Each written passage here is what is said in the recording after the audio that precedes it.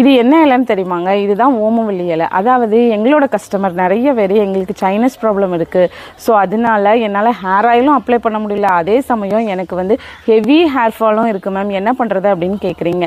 So இந்த கற்பூரவள்ளி இலையை போட்டு நம்ம ஆயில் ரெடி பண்ணுறதுனால இது கூட எக்ஸ்ட்ரா வெத்தலை, திப்பிலி, மிளகு இந்த மாதிரி ஹெர்பல்ஸ்லாம் போட்டு ஆட் பண்ணுறதுனால நம்மளோட ஹேர் ஆயில் சைனஸ் ப்ராப்ளம் இருந்தாலுமே நல்லாவே யூஸ் பண்ணிக்கலாம்.